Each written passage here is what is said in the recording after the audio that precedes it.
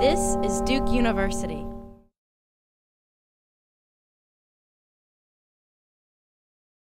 Thank you all for coming, and thank Barbara Picower especially for coming down here. She does not get down here very often.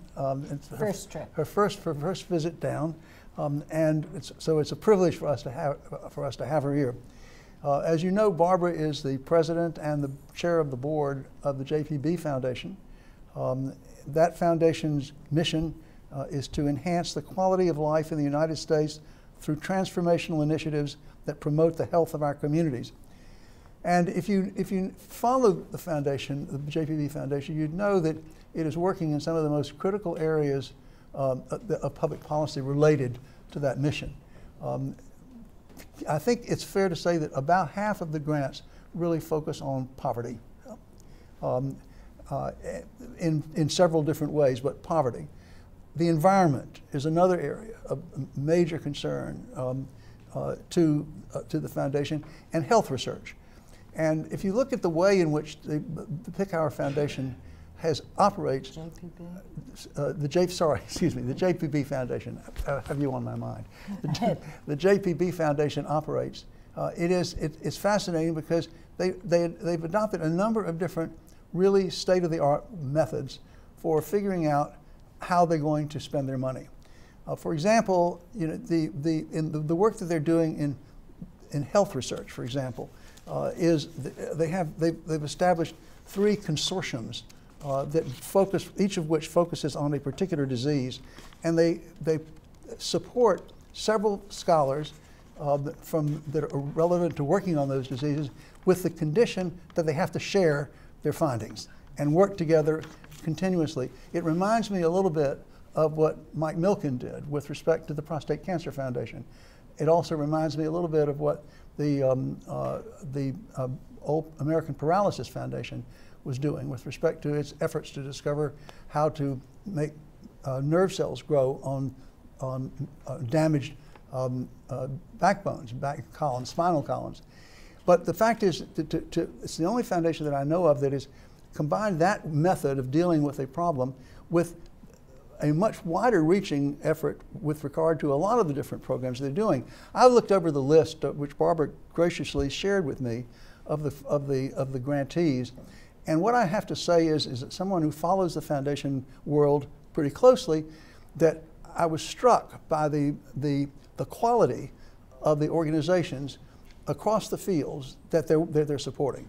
The leadership, the pioneering work, their willingness to support organizations that are dealing with controversial subjects and that are courageous in the way in which they're trying to solve these problems.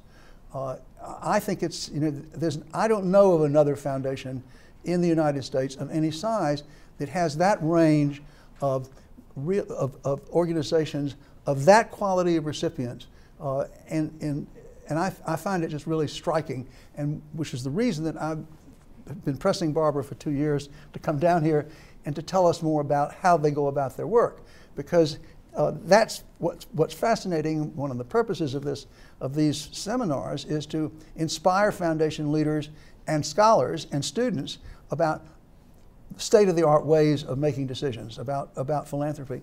And I can't think of another foundation that is doing this in spades, as you would say, in all of the work that it's doing. And Barbara will talk a little bit more about that when I give her a chance to say a word. But essentially, why don't we start, and let me say, I'm going to ask Barbara questions, and you're going to be free to ask Barbara questions, and we'll shift from my asking questions when I run out of questions to your asking questions. But maybe we'll see whether I run out of questions before you all want to say something. In any event, Barbara, when we talked a little bit on the phone about this, I asked you if you would say a few words about the origins of the JPB Foundation, and also say a few words about how you decided to pick the subject matter areas that you chose, the specific diseases that you chose to work on, the specific manifestations of poverty and health that you chose to work on. Feel free to take that and talk a little bit about that. Sure. I'm going to start off by saying that one of the best days of my life was many, many years ago when computers were not as quick and as fast as they are now. And I went into the office one day and it said, memory is full. And I've used that as my guideline for life. So as you get older, sometimes, you know, you're about to say something and you go, what the hell was I going to say? You know? And now my response is, my memory is full. So if I go off track, it's because my memory is full. So I've been in the philanthropy world for 28 years, and we have always had, my husband and I started a foundation, and we have always been quiet about it because I really believe that the work that you do is not about me, it's about what people need going across the United States. And so when we first started, we worked in 3 areas. One was medical research. We've always had an interest in medical research. And the second was in education. And the third was a conglomerate of topics. It was mostly human rights, or as we call it now, democracy, but it was whatever we wanted to work in, but we didn't really have a good reason for working in it. That became our human rights thing. So it was things like feel-good organizations, theater groups, nonprofit theater groups, Jewish causes, whatever it was, right? And so now we fast forward, and I guess it must have been, we started in 1989, and I believe by the early 90s, we decided that we were going to fund an organization at MIT, and it was going to be an institute. It's the one and only thing that my husband and I ever did that really had our name on it, and we were kind of proud about it. And so we did this thing, institute called the Picower Institute for Memory and Learning at MIT. And it was very successful. And as we progressed in the field, and the field was learning and memory, we were kind of upset because when we first started this, MIT said you're going to have maybe 14 labs in this new building that we're building, and they're going to be on systems and cellular level, molecular level, all of this stuff. And we said, well, what about disease application? And they said, we don't do disease application, we're a basic science institute. And I said, no, if you're going to get other funders in here, you really have to have some kind of applications, because that's the only way you're going to get money from other funders. Nobody's going to want to come in and fund the Picower Institute for Learning and Memory. But if you were doing work in Alzheimer's or any of the other memory and brain work, people would say, oh yeah, that's a good thing to fund, right? So after umpteen years, they allowed us to open up one lab that was on Alzheimer's. And everything went along really well. And this is kind of the preview of why we do the kind of medical work that we do now. So what happened was one of our scientists was being accused for no good reason of being anti-feminist. And the rumors within MIT between our institute, another institute, the School of Brain and Cognitive Sciences, the president of the university, was to make it impossible for us to really get any work done in the institute, because it was in the Boston Globe every day, and people were just really concerned about what their jobs were going to be like, and was the leader going to have to step down, et cetera, et cetera. So, you know, after considerable thought, we decided that we were going to continue funding the Institute, really only because our name was on it, and that you don't want to start something and then walk away and it falls apart, but that we were going to look for a better way of doing medical research. And what we came up with was the idea of working in targeted diseases, and then put together a group of outstanding, well-respected Nobel Prize laureates, really, you know, really incredibly smart people. And we would give them more money than the NIH gave them. And in return, the only thing they had to do was what they wanted to do great research, and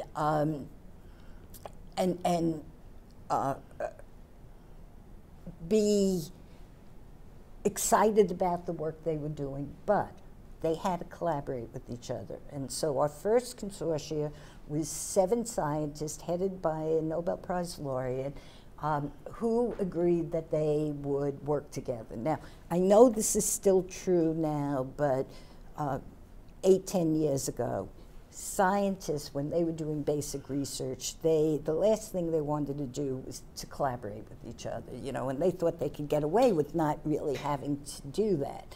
And here we were saying to them, we want to know what you're working on in your lab today. We don't want to know what you already published. We can look that up, you know. And so they were kind of nervous about it, and there was like 7 of them. And it took a while for them to decide that this was really something that was exciting for them to do, to be with a group of other scientists where they could say whatever they wanted to say about the work they were doing, and they were going to get good responses back. And the reason that they could do that was when we selected the scientists, they had to be doing synergistic work, but it could not be competitive. So everybody, for the first time, I think, in their academic lives, they could sit back and say, you know, I'm having a problem here, and it's up here in the pipeline of all the work that we're doing. And does anybody have any ideas about what I could be doing that would make my results better?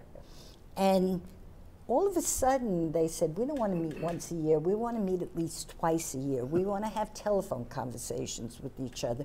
We want to do experiments with each other. We want to share postdocs. We want to share technology. And it was like this transformation of people that came in and were really resistant, but they finally understood that they could sit back, nobody was going to steal their ideas, and that they could do significant work together. So we then said, this is going so well, let's start a second consortia. And we did that in diabetes, and we used the same framework. It was going to be synergistic work, not competitive. They were going to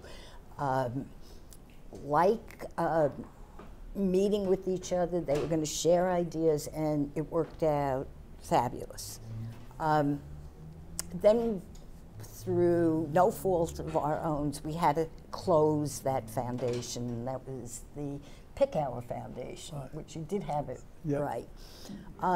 We fast forward, and we stopped doing work for a couple of years. My husband died. He left the bulk of his money for me to start a new foundation, and we did, and it's the JPB Foundation. So now we were in this position where we did not put the full endowment into the foundation so that we could grow it at a rate that we could handle. And I have to say up front, one of our guiding principles is we don't want to have a lot of staff.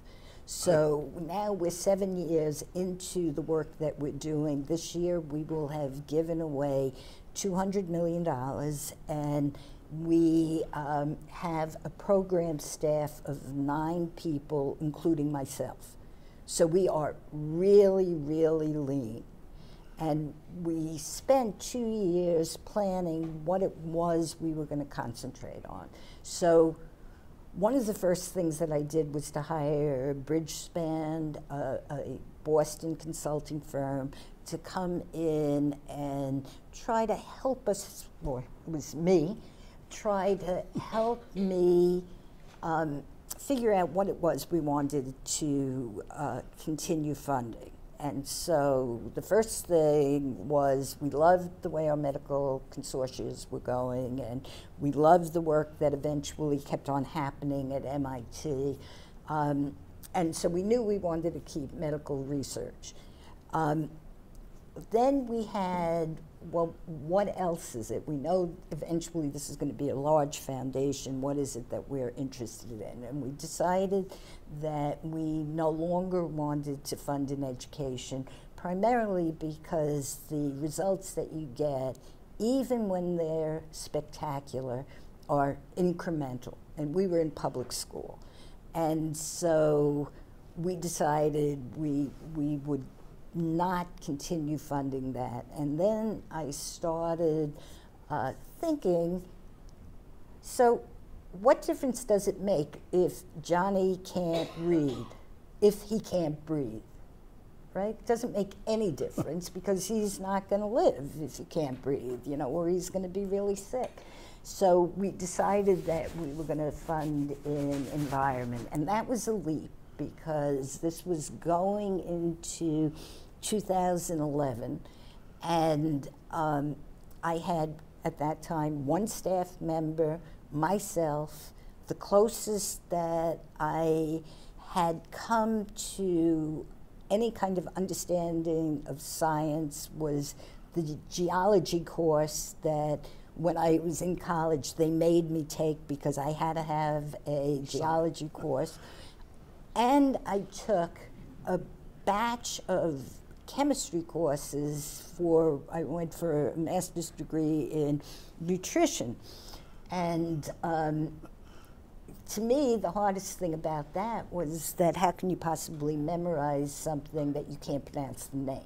You know, 26 syllables, 2 of them are vowels, you know, so it was like impossible. So needless to say, when we decided to open up the new foundation, I said, it takes a lot to open up a foundation that you know nothing about, and you had no employees. So I went to my board of directors who had been with me from the old foundation to the new foundation. I said to them, I've got this great idea. We don't know anything about environment. Let's go to climate change. Let's give them $50 million and over 3 or 4 years, and we'll learn about climate change. And my board said to me, Barbara, we've been with you for 8, 10 years. This is the stupidest thing I have ever heard you say, and we don't understand climate change.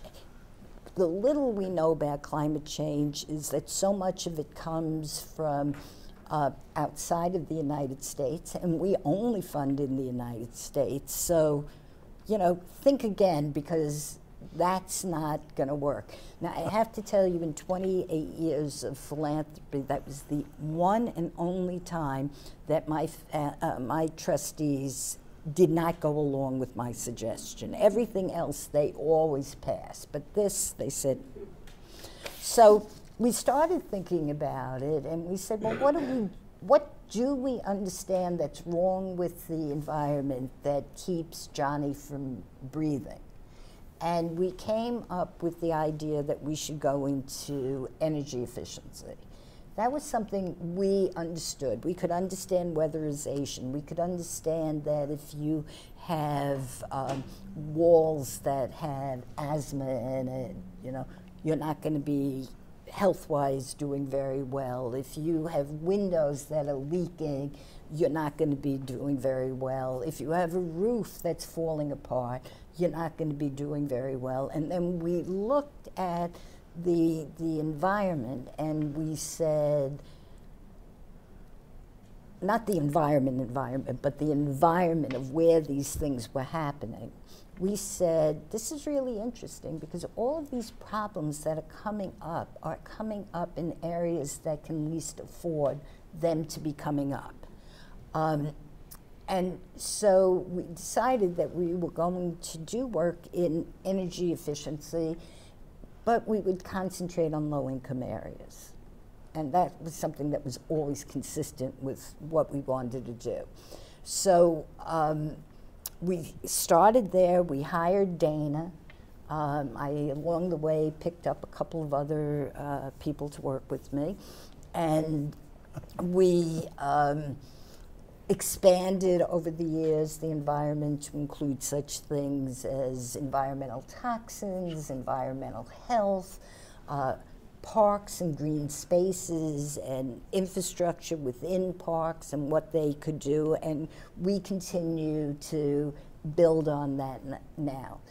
The middle area, which we abbreviate to say is the poverty area, is the area that I knew the most about. And in that area, we consider the things that are barriers for low-income people to get out of poverty.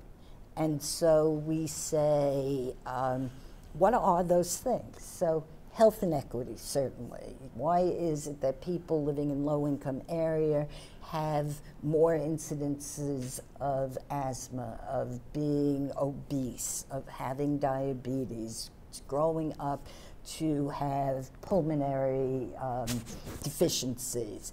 And so we said, and we sort of changed it over the years. We now,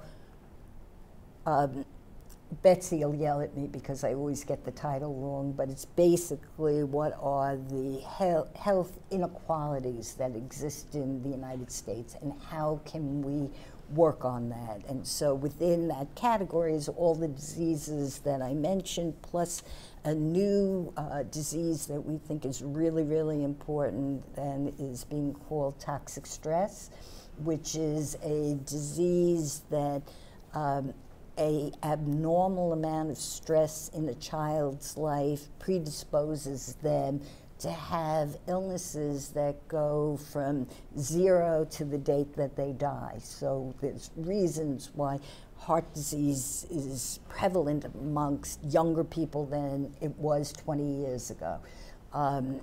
There's reasons why the abnormally bad toxins in the air or stress in the air cause children to be sick. And so we're doing a lot of work in that area. But then we said there are other things that prevent people from overcoming low-income communities, poverty, et cetera. And one of them, which we feel strongly about, is family planning. That if a young woman at 15 has 2 kids and no male support, that young woman doesn't have a clue about how to get out of poverty unless she's standing on a corner, like the film Pretty Woman, and a Richard Gere comes by and rescues her.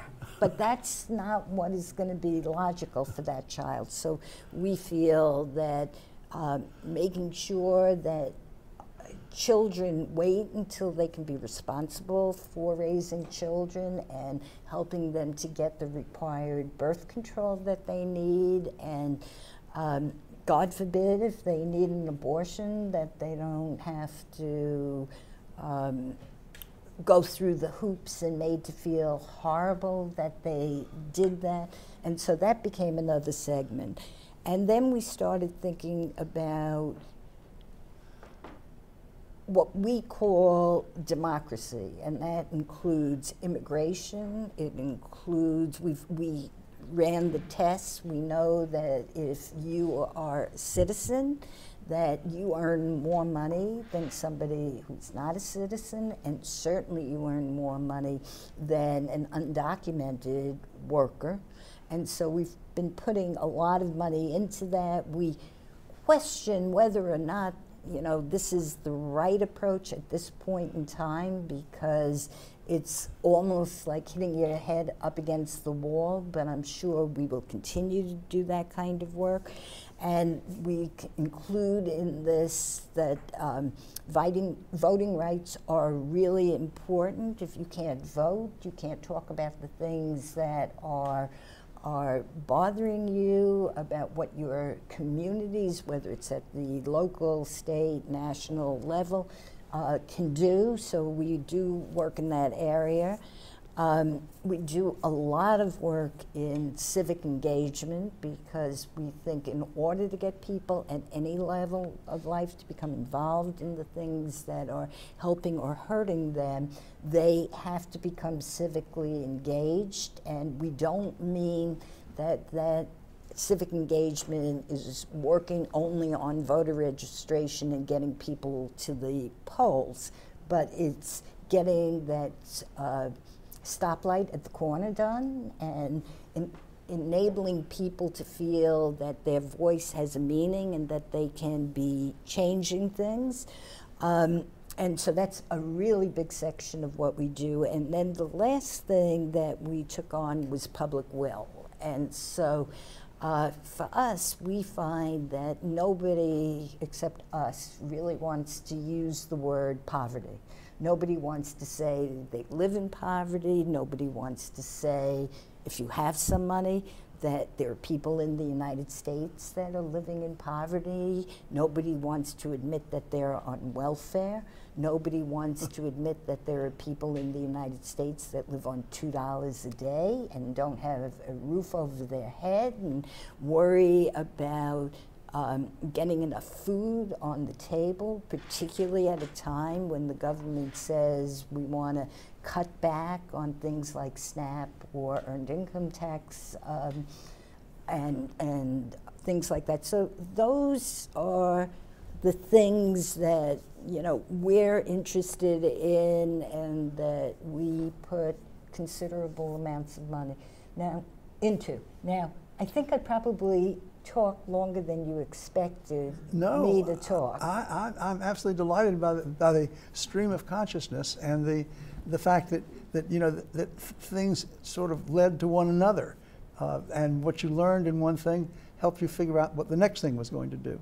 There's nothing wrong with doing that. And when I look at the outcomes in terms of the grant, the organizations that you've supported, it looks to me like it's really working. We hope so. Well, no, we're just starting as a new five-year strategic plan. Right. And basically we're going into that because between November of 2016 and now, we realize that the environment has changed enormously. Not just the environment you were referring to before, but the larger environment. The political environment, right? Not any of our areas, but what was important in 2015, I suspect, may not be as important in 2018 or 19. So we're looking at what that environment is, and of the grants that we do, what should we be continuing and what should we be changing? And it's kind of an interesting time for us because, as I referred to when we first started out, we started out with a much smaller endowment than we have now, and we have been putting more and more money into our endowment, and as of now, I think nearly all of my husband's estate will now be in the endowment, which means that for the first time ever, we no longer have the luxury of just funding and funding and funding. We're now in a position where we're going to max out at around $200 million a year, and in order to take on the new areas that we're going to be funding, we're going to have to, I don't want to use the word get rid of, but that's, you know, the most apt expression, some of the grants that we've been funding for 5-6 years, but no longer seem as valuable for us meeting our end goals as it used to. So this is going to be a really interesting year of like ramping up new areas and ramping down old areas. And for those of you that are in the foundation business as opposed to the NGO business, you know it's really is going to require some finesse as to how you sunset some grants and take on new ones, and how do you do it in the right way. And you know, sometimes I feel like I'm a doctor do no harm. Like you work really hard to help build up a organization, and that organization, whether they admit it or not, depends on you. And then you say, sorry, we're going on to something else, you know, and they're left in a really bad situation. So we're trying to figure out what's the best way of doing that. So. Barbara, when we were talking earlier, you were talking about, you mentioned the fact that you're beginning to think about how it might be possible to work at the state level rather than at the national level, which is the way the foundation had been doing it before. Reflect a little bit on that, some of that conversation about the challenge that you face in trying to think about that, how to do that. Sure. We have always operated as a foundation that was issue-based. So we would say we're interested in family planning. Let's research what the best family planning organizations are across the way, and we'll fund them. And that really works well. But now, with the change in government, there's a lot of people, and we are one of them, saying that we're not going to be really able to change things in the federal government the way we used to be able to change them. Not that we ever do any policy work, and not that we, you know, that we're trying to influence legislators or anyone, but because we don't do that. But there was a period of time where it really looked like the Clean Air Act was going to succeed, that everybody that we work with in environment was working to help states develop the plans that they needed so they could be really successful about it. Today, you know, who knows what's going to happen with the Clean Power Act, but it's not going to be good, you know, at least initially it's not going to be good. And if we want to have results, we're not going to get it through the federal government. You know, I would almost bet anybody here $1 that that's not going to work. So what we do here is that on the state level, there's still an opportunity to make changes in many of the things that we work in. And so what do we have to do to be able to work more on the state level? Now, a lot of my colleagues, and my colleagues are all the named organizations that you can rattle off in, you know, in a minute. They're national, they've got tons and tons and tons of money. Everybody knows them, and they are also interested in how do we approach a different audience. And they're thinking that they want to go through the states. They want to be able to change the environment of the states so that there are people in. Now, this is my guess. This is not a foundation opinion. And I don't know that anybody would agree with me, so I'm glad that I'm not naming, you know, these organizations. But they seem to think that they can work at the top state level with state level organizations, and they will be able to produce changes through state legislatures that will ensure the kind of results that we all want to do. Our feeling is that we do not want to go that route, but we want to go to the states, but we want to start at the bottom and work our way up, as opposed to starting at the top and eventually meet us at a middle level.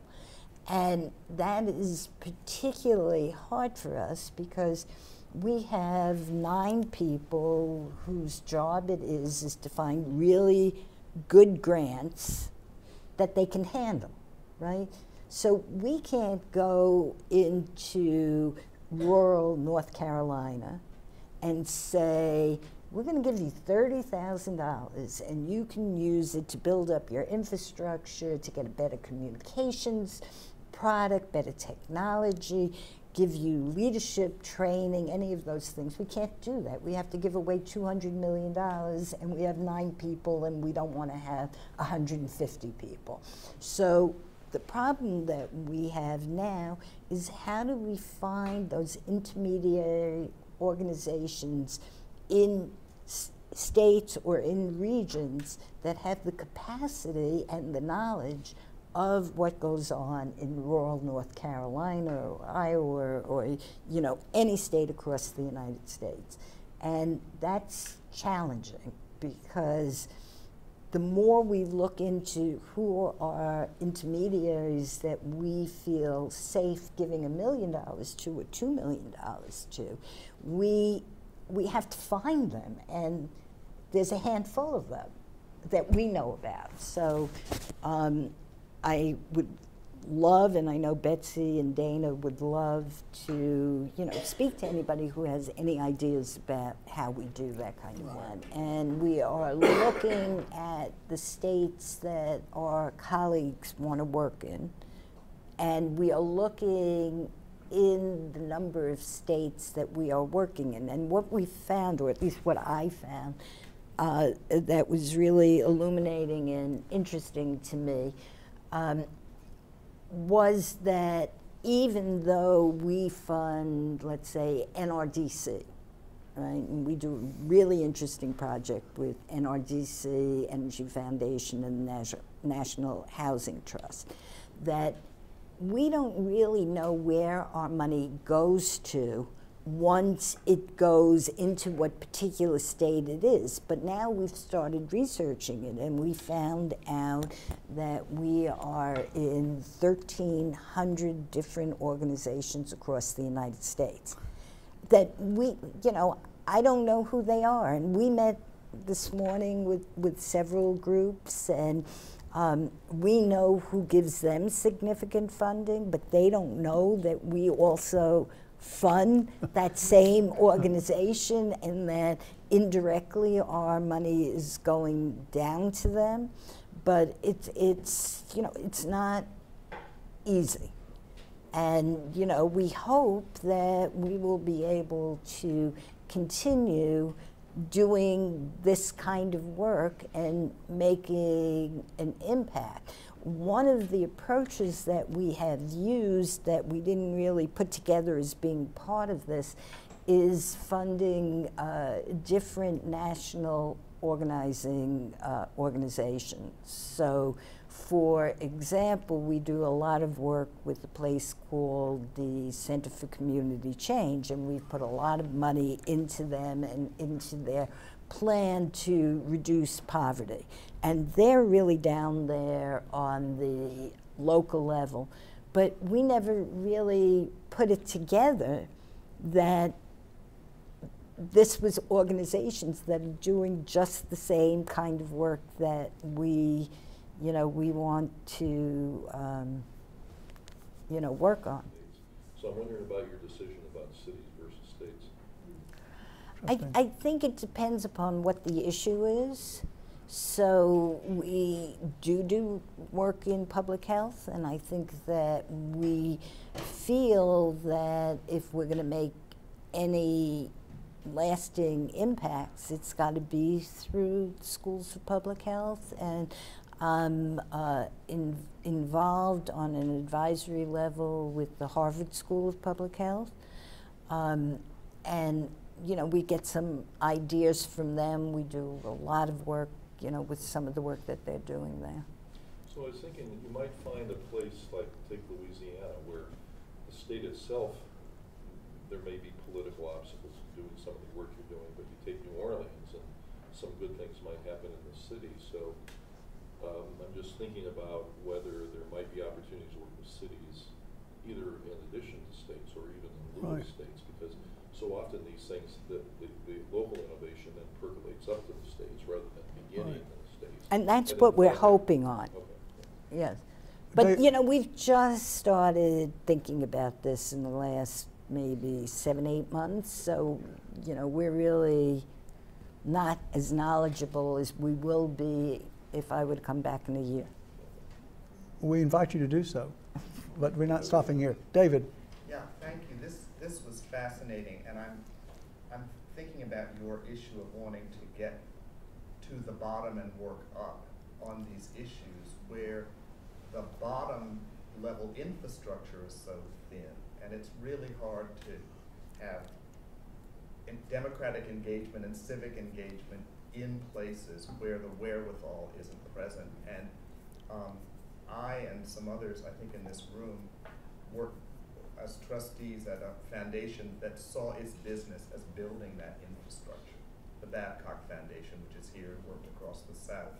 And there was, so my thought is, there are philanthropic partners who are very intentional about building that grassroots infrastructure, who might offer you a partnership, kind of a wholesaling partnership. We would welcome there are a few that. of them, but they're really good. And 20 years of work in building authentic, democratically controlled institutions creates the partnership infrastructure that you could work for. I'm a trustee of Public Welfare Foundation, very tiny, works nationally.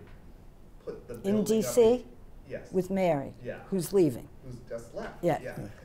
Puts the Yeah. the infrastructure out so the work has something to connect to. And there's a real, seems to me to be a large national foundation working with those infrastructure builders might be a perfect kind of partnership.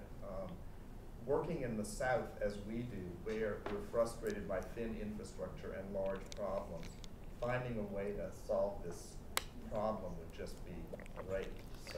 So I would like to say, if we have time, that there are a couple of things that we have developed that we feel is really, really important and makes us somewhat different from some of the other foundations. And so the first one is not just us, but we really feel that collaboration is key.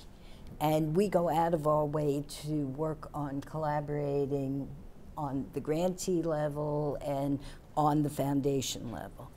Problem that we have on the foundation level is all of the foundations, or most of the foundations, want to have it as their own, the work that they're doing. And so if I go to Ford or OSF or any of those people, and though it is changing a little bit, and I say to them, I'm really concerned about whatever it is, the census or disease or whatever it is. And so why don't we work together and put our money together, pool our money together, and let's see what will come of that. So up until the time that I say pool our money together, everybody is in, you know. This is great, you know. But once you say, let's pool it, and I don't want to run it, I can't take your money into my foundation, and I can't give you my money into your foundation.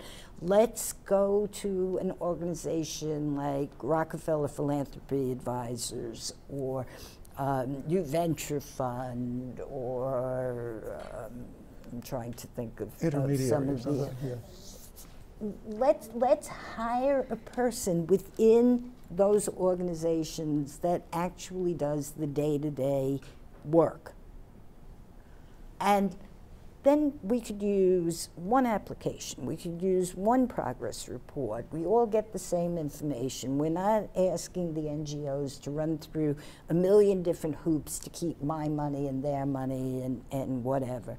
And the response generally is that we want to fund with you, but we're going to do, and we'll share our proposals and applications. We'll share our progress reports, but we don't want to do it together. And because I always tell the story, when we had our old foundation, I started a group. We were a medium-sized foundation, and nobody wanted to have anything to do with us except for medium-sized organizations, right? And they were happy to meet with us. So I clearly remember this light bulb going off. We always met at my office. We met once a quarter. Nobody skipped a breakfast, a meeting.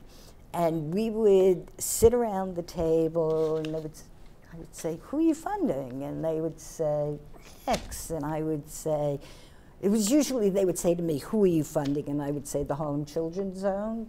I don't know if you guys know Jeff and the thing. And they would say, oh, that's so great. What's your experiences? And I would say, oh, we're funding baby college, and we just love it. And these kids come in, yada, yada, yada, you know, right? What are you funding?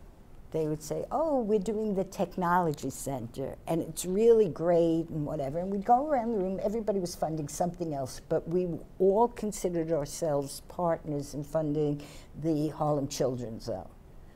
But when push came to shove, I wanted baby college to do better than the technology piece or the daycare piece or whatever, and everybody said, we want you to really do well as long as our piece is at the top, you know? And that's not really the kind of collaboration that I think that we need to get going. And I think that being able to do pooled funding means that you care about every part and not just more, you know, it's not just that my daughter's the most beautiful baby in the world and your daughter is just ordinary, you know. It's like everybody is beautiful and doing great work. So we have had problems in, and I'm being frank, and, you know, like really trying to get other funders to do the same sort of work that we're doing, which is not to say that we haven't been able to do it, but I would have thought that it would have been easier to do, because at the end of the day, you're in this business because you want to help people, you know. I would say that when we work with networks with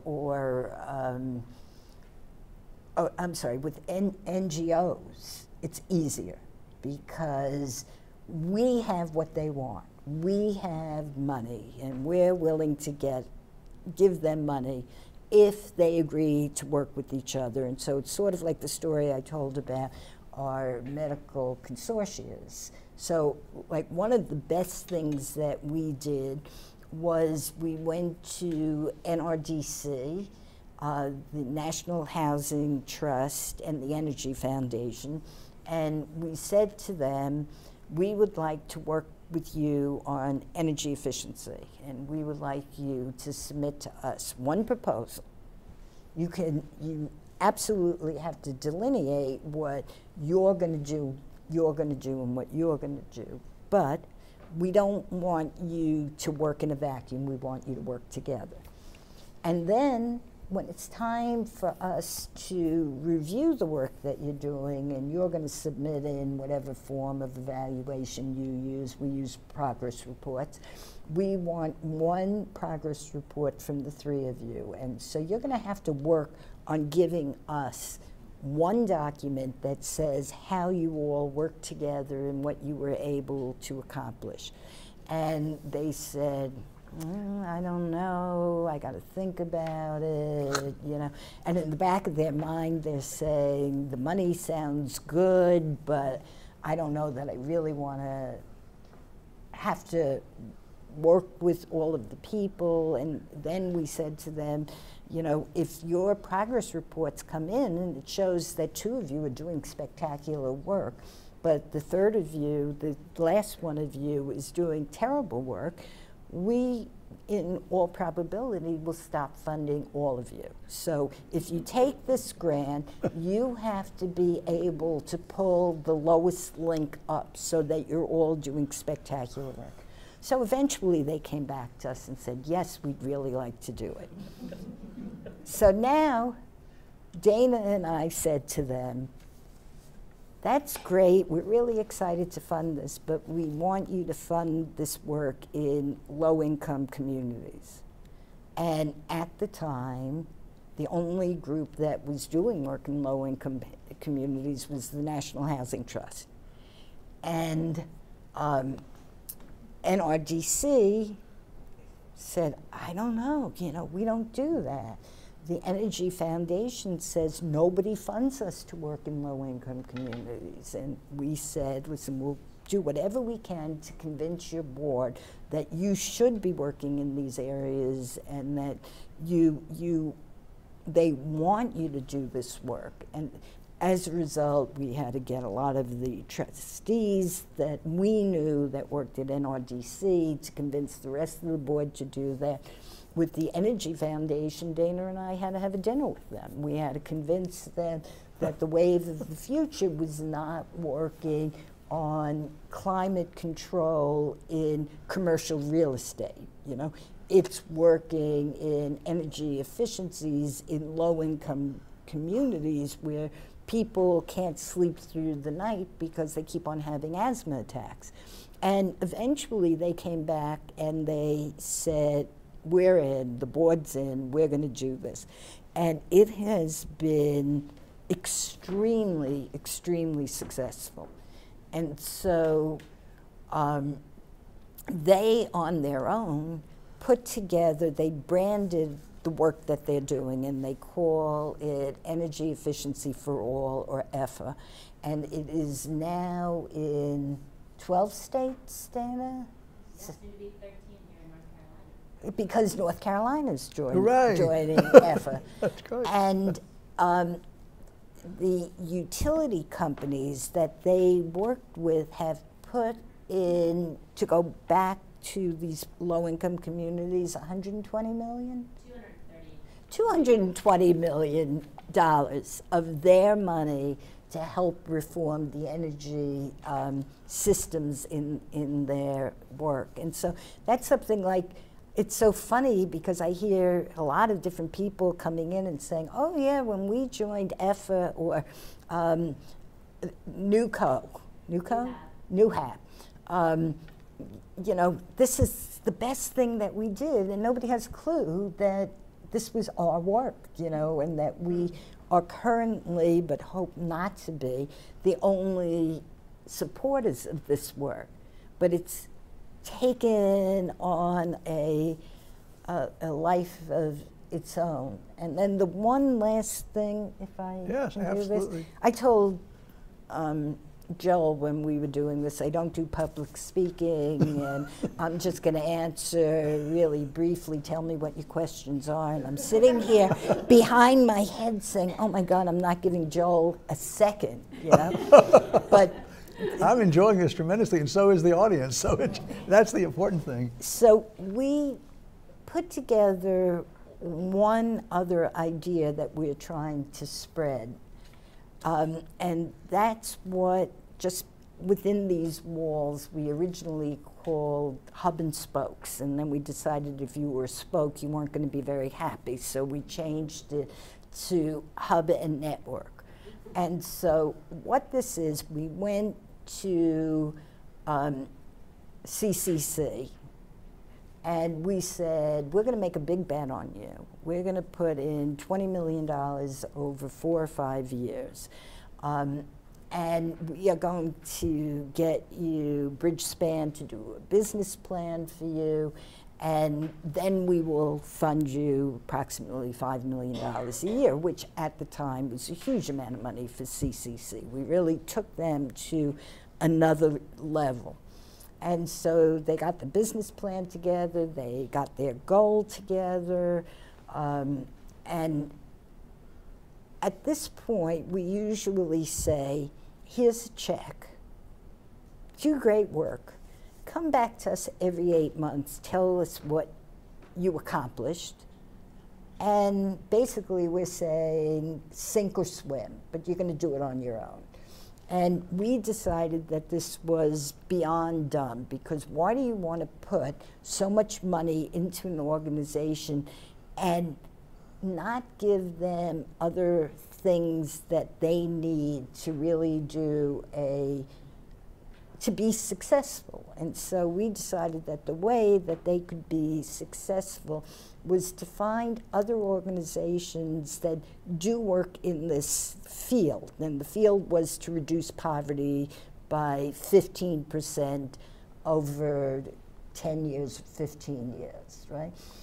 And we're saying, do it by yourself, while there's lots of other organizations out there that could really help them. So we went to places like the Center for Budget and Policy Priorities, and CAP, and I'm not good at all of these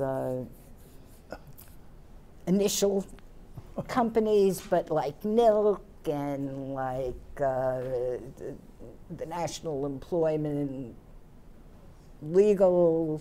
It's not my forte, names, you know. Unfortunately, I know them when I have to meet them, but I don't have to know them all the time. But we put together 9 of them, and we said, we'll give you a grant. First part of the grant, 40% or so, will go for you to work out what you could do with CCC to help them succeed in the field that you're in. And the rest of the money we'll give you as a general operating support grant. So everybody was, you know, like pretty happy about that.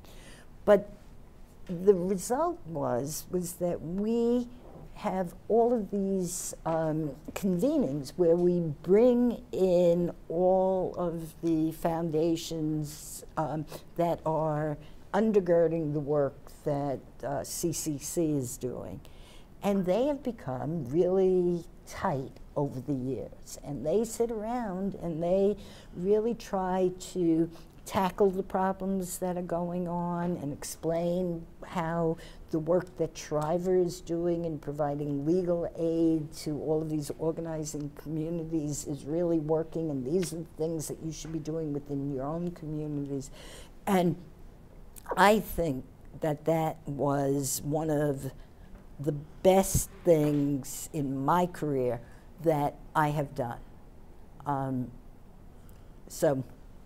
Well, I've been in, you know, running a foundation for 28 years. Before that, I was my husband's horrible bookkeeper, which definitely was not my forte. But I think one of the things that makes me different from a lot of my colleagues is that I don't think that being intellectual is the be-all and whatever the end of that sentence is. You know, I think that I rely on my, you summed it up perfectly. I rely on my gut and my instinct, and that tells me how I want us to operate, and so far I've been pretty lucky with that. And I think that in some instances we do work that is more profound and more successful than other places where they rely on their intellect. Not to say that, you know, you have to be smart to be in this business, but you don't have to be the smartest person in the room. And my husband always said, and he's the one that made all the money that made us into the foundation that we are today. And he would always say that brains are cheap. It's a cheap commodity. You know, you have to know what to do in your gut about what people are advising you to do, and that's what we do. And then there's one other thing that I wanted to add quickly before we end this, and this is really meant for those of you that are in foundations, right? One of the things that I find kind of upsetting is I spend my life in meetings. I have every NGO that we fund come up and talk to us before we decide to fund them or after we fund them, and I always try to say to them, bring up your beneficiary. I want to meet the people that we're helping, and nobody wants to do that. And so, do you remember Mary? Mary and I were at a roundtable institute on obesity, and it was on solutions to obesity, and we had a lot of people come in and present. And everybody got up and they presented their PowerPoints and their this and their graph and the, you know, and the way the auditorium was the lights go down. By 3 o'clock, everybody's eyelids are closing, and people just go on and on and on and talk, and half the audience is gone, either because they're asleep or they left. Somewhere along the lines, like maybe 2:30 in the afternoon, there was a group that got up to talk about the solution that they had in their community for obesity. And this one woman got up, and she was definitely from the community. She definitely had a weight problem. She was of color, which hardly anybody at the IOM at that time was of color. And she got up and she started talking to people about what it feels like to be overweight, how hard it is to do the things that she was doing. And this whole audience, I think, was mesmerized by her. And I thought it was profoundly impacting to hear somebody come up and not show me a PowerPoint about how much weight could be lost from, you know, day 1 to day 30, but to really talk about what it felt like to be in the position she was in. And I thought that was the best IOM meeting that I had ever gone to. Well, this is one of the best presentations that we've ever had. Oh, my God. And, well, you know, the truth of the matter, I think, you remember when I said about the judgment that that went into the decisions that were reflected in what they've actually done? I think you get some sense of why they're there the way they are, and of why and how they came to be there. So I just simply want to say to Barbara, thank you enormously for coming down here and inspiring us. Thank you. And helping lead the way.